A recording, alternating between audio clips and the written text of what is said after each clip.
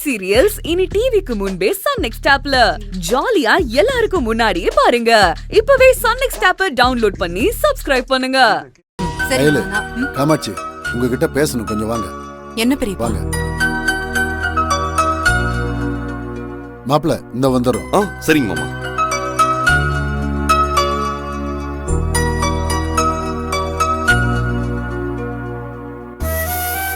சொல்லுங்க பெரியப்பா.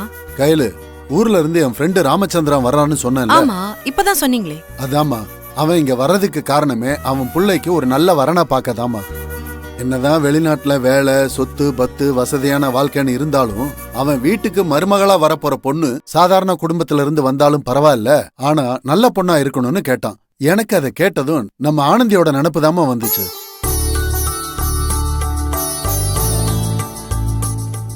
என்னதான் வெளிநாட்டுல போய் செட்டில் ஆகி வசதியா இருந்தாலும் ஒரு கஷ்டப்படுற குடும்பத்துல இருந்து பொண்ணு எடுக்கணும்னு நினைக்கிறது பெரிய விஷயம் தானம்மா. அது மட்டும் இல்லாம அவங்க பிள்ளைக்கு பொண்ணு பாக்குற பொறுப்பையும் என்கிட்ட தான் கொடுத்துருக்காங்க. பெருசா சொத்து பத்து எதுவும் அவங்க எதிர்பார்க்கல. அவங்க பையனுக்கு வரப்போற பொண்ணு நல்ல குடும்பத்து பொண்ணா இருக்கணும், அவங்க பையனுக்கு நல்ல பொண்டாட்டியா குடும்பத்துக்கு ஏத்த நல்ல குணமுள்ள மருமகளா இருந்தா போதும்னு நினைக்கிறாங்க. வரதட்சணை கூட வேண்டாங்கிறாங்க. பரவாயில்லையே மாமா, இந்த காலத்துல கூட இப்படிப்பட்ட மனுஷங்க இருக்கிறது ஆச்சரியம் தான். வசதிக்கு ஏத்த குடும்பமா இருக்கணும், அவங்க புள்ள டாக்டர் ஆக போறாரு, அவருக்கு ஏத்த வரதட்சணை கொடுங்கன்னு கேட்காம நல்ல குடும்பமா இருந்தா போதும், நல்ல பொண்ணா இருந்தா போதும்னு மட்டும் எதிர்பார்க்கறாங்க. அதுவே பெரிய விஷயம்தான். ஆமாமா, அவங்க எதிர்பார்க்கிற மாதிரி படிப்பும் சரி நல்ல குணமும் சரி நம்ம ஆனந்தி கிட்ட இருக்குமா? நம்ம குடும்பத்தை பத்தியும் அவங்க கிட்ட சொன்னேன். என் தம்பி குடும்பம் சொன்னதுமே உடனே வந்து பாக்குறேன்னு சொல்லிட்டாங்க. அதனாலதான் நல்ல நாள் அதுவுமா பாக்கட்டும், ஒரு தடவை நேர்ல வச்சு பேசிக்கலான்னு இன்னைக்கு நம்ம வீட்டுக்கு வர சொல்லிட்டோமா.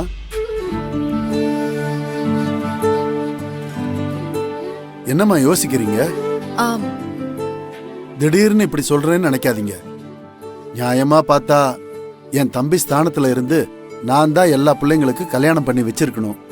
ஆனா இப்ப வந்த புத்தி அப்ப எனக்கு வராம போயிடுச்சு. அதனாலதான் யாருக்குமே சரியா செய்ய முடியாம போயிடுச்சு. சரி, கடைசியா இருக்கிற ஆனந்திக்காவது ஒரு நல்ல வாழ்க்கைய அமைச்சு கொடுக்கணும்னு யோசிச்சுக்கிட்டு இருந்தேன்.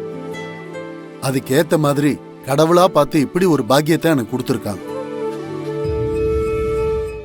அதனாலதான்மா அவங்க பிள்ளைக்கும் நம்ம பொண்ணு ஆனந்திக்கும் கல்யாணம் பண்ணி வைக்கலான்னு யோசிச்சேன்.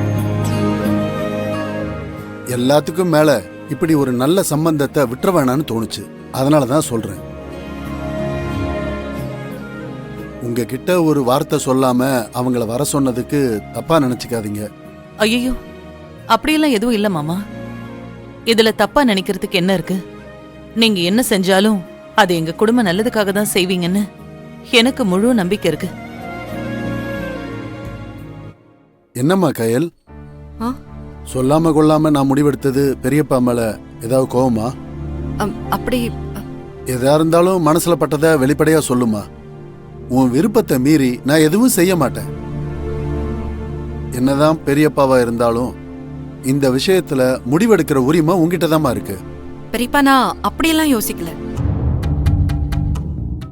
இந்த குடும்பத்து சார்பா எந்த முடிவுனாலும் அத சொல்ற உரிமை உங்களுக்கு தாராளமா இருக்கு. நீங்க அப்படியெல்லாம் யோசிக்காதீங்க, சரியா? நீங்க சொல்றதெல்லாம் புரியுது. ஆனந்தி இப்ப இன்னும் படிச்சிட்டு இருக்கால, அதுக்குதான். படிக்கட்டுமா, அதனால என்ன? மாப்பிள்ள பையனும் டாக்டருக்கு தான் படிக்கிறான். இதெல்லாம் சொன்னா அவங்களும் சரின்னு தான் சொல்ல போறாங்க. ஏன் கல்யாணத்துக்கு அப்புறம் படிக்கூடாதா என்ன? இதோ பையன் போட்டோ நான் காட்டுறேன், நீங்களே பாருங்க. பாருமா, வாங்கி பாருமா.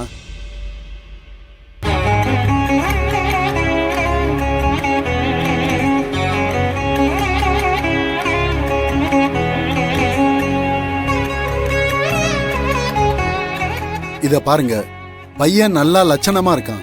எனக்கு அவங்க அப்பாவை தெரியும், நல்ல பையன். எல்லாத்துக்கும் மேல குடும்பமும் நல்ல குடும்பம். கட்டி கொடுத்தா ஆனந்தி வாழ்க்கை நல்லா இருக்குமா. எப்படியும் ஆனந்திய யாரோ ஒரு தெரியாத குடும்பத்துல கட்டி கொடுக்கறதுக்கு எனக்கு தெரிஞ்ச என் ஃப்ரெண்டோட பையனுக்கு கட்டி கொடுத்தா நாளை பின்ன எந்த பிரச்சனையும் வராது பாரு.